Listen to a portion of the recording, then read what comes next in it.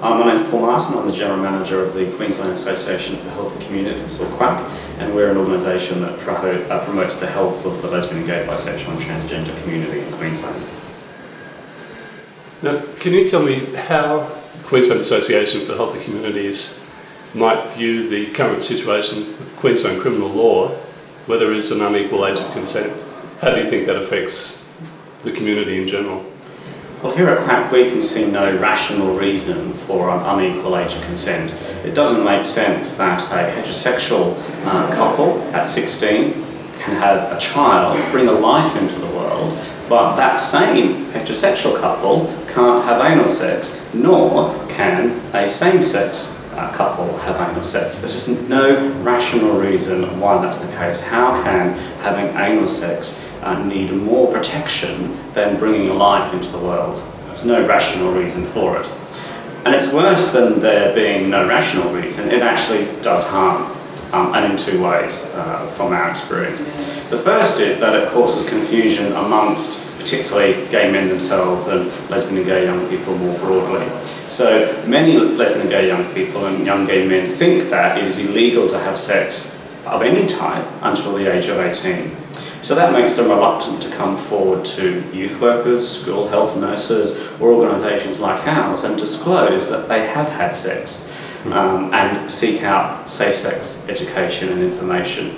So if people are concerned, if young people are concerned that they're going to be criminalised or dobbed in or being shown to break the law, they're less likely to come forward to get safe sex information, resources and support. So firstly, it causes confusion amongst young gay men themselves. Secondly, it causes the same kind of confusion for professionals who work with young people. They're not quite sure what the legal situation is. They get confused and think that all male-to-male sex is illegal until the age of 18, and some even believe it's illegal at any age. And so they're not quite sure what type of information they're able to provide young people, and they start questioning, oh, is this a child protection issue, and can I talk to this young person about sexual health?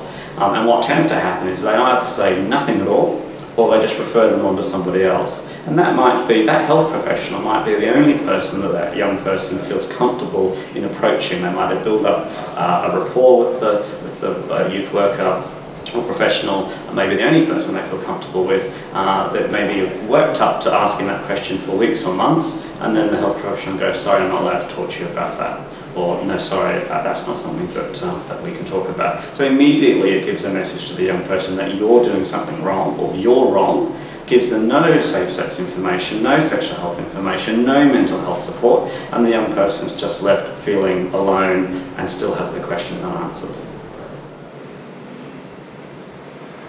One of the pieces of advice that was given to the 1990 Parliamentary Criminal Justice Committee that was looking at decriminalising homosexual activity was that young people will tend to have sex regardless of the law.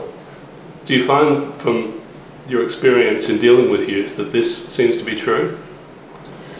I would think that it's fair to say that young people, both heterosexual and gay and lesbian, don't take a huge amount of notice of what the law says in terms of what's the right age to have sex.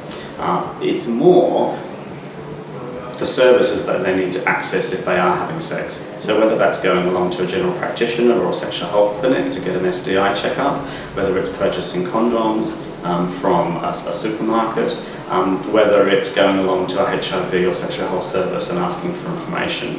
And they might be having sex and doing that quite happily, but with some questions, but will be reluctant to disclose the fact that they're having sex to somebody in authority because of the fear that that person in authority will go, no, that's illegal, I'm going to dob you in, I'm going to tell the police or child protection or whatever. Do you have an opinion at all about the fact that in Queensland, we're the only state or territory in Australia that not only has an unequal age of consent, but which also has a lower age for an adult under criminal law, 17 instead of 18 everywhere else? Do you have an opinion on how that stands here? I think it's fair to say that there are still some areas of the law that Queensland needs to catch up with the rest of Australia and indeed the rest of the world.